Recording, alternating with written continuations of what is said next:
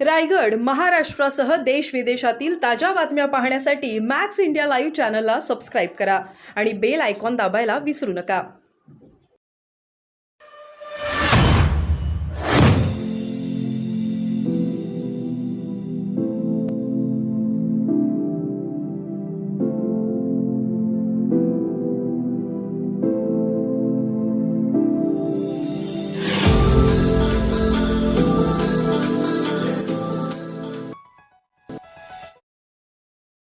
नागोठण्यातील अनधिकृत mobile tower विरोधात मनसे नेते अविनाश जाधव आक्रमक। लवकरात लवकर टॉवर न हटवल्यास उग्र आंदोलनाचा इशारा। रोहा तहसीलदारांना दिला अल्टिमेटम। रायगड जिल्ह्यातील रोहा तालुक्यातील नागोठणे येथील औद्योगिक प्रशिक्षण संस्थेच्या समोर असणाऱ्या इमारतीवर मोबाईल टॉवरचा मुद्दा दिवसागणिक चिघळत आहे। मनसेचे रोहा तालुका अध्यक्ष साईनाथ धुळे हे स्वतः या प्रश्नावर आमरण उपोषण केले होते। मात्र प्रशासनाकडून कोणतीही कारवाई न झाल्याने मनसेचे नेते अविनाश जाधव चांगलेच आक्रमक झाले। अविनाश जाधव यांनी आज कार्यकर्त्यांसह रोहा तहसीलदार यांची भेट घेऊन सदरचे टॉवर हटविण्याची मागणी केली। लवकरात लवकर टॉवर न हटविल्यास उग्र आंदोलन छेडू असा इशारा दिला। मनसे रोहा तालुका प्रमुख साईनाथ धुळे यांनी पुढील आंदोलनाची तयारी सुरू केल्याने प्रशासन आता काय भूमिका घेणार याकडे साऱ्यांचे लक्ष लागले आहे।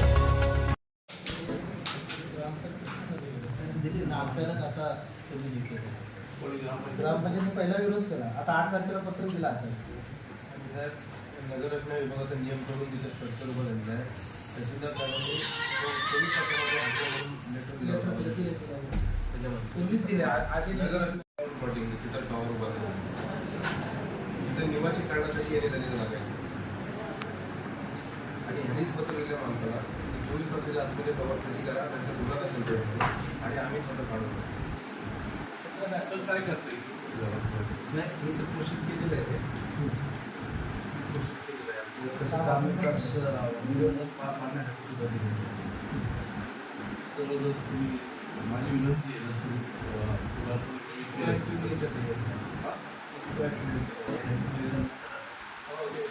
तुम्ही चालू ऑर्डर काढल्या 24 तासाच्या आत करावं थांबलं परवानगी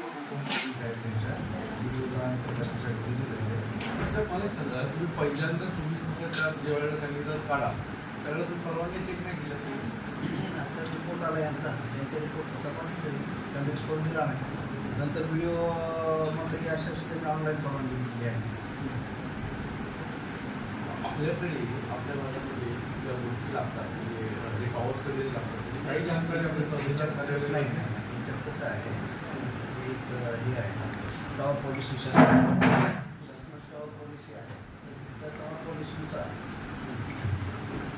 टॉवर पॉलिसी लिखून राज साहेब असतील किंवा एकूणच अमित साहेब असतील यांनी मुंबई गोवा महामार्गाच्या प्रश्नावर ज्या पद्धतीनं रान उठवलं होतं, आता जर आपण मुंबई गोवा महामार्गावरून आलात तर प्रचंड खाचखळगे आहेत आणि गणपतीच्या तोंडावर देखील काय सरकारचं काय करायचं काय म्हणजे आम्ही पायी चालत गेलो, आम्ही आंदोलनं केली, नेत्यांच्या गाड्या फोडल्या, जे काय करायचं ते सगळं केलं।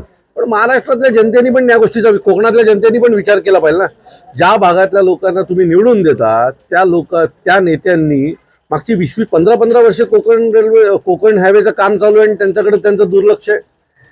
सो फक्त मनसेनीकरण होणार नाही, स्थानिकांची, तिथल्या राहणाऱ्या लोकांची पण इच्छाशक्ती असणं गरजेचं आहे। जोपर्यंत लोक एकत्र येत नाहीत तोपर्यंत मला असं वाटलं की कुठलाही इतिहास घडत नाही। त्यामुळे जोपर्यंत स्थानिक लोक या सगळ्या आमच्या आंदोलनात उतरत नाही तोपर्यंत तुम्हाला अशाच खड्ड्यातनं जावं लागेल, एवढं नक्की। तर सर्व समस्यांची जी सत्ता आहे हे एकमेव गुरु किल्ली आहे। समस्या सगळ्या सत्तेतून सोडवल्या जातात। विधानसभा निवडणुका आहेत, आगामी निवडणुकांच्या माध्यमातून कशा पद्धतीनं आपले निवडणुकीत उमेदवार असतील, काय महाराष्ट्र नवनिर्माण सेना पूर्ण ताकदीने येणारी निवडणूक लढणार आहोत। तुम्हाला पूर्ण येत्या 20 तारखेनंतर सन्माननीय राजसाहेब ज्यावेळेला महाराष्ट्राच्या दौऱ्यावर निघतील त्यावेळेला तुम्हाला अंदाज येईल की मनसे कशा प्रकारे कामाला लागली आहे।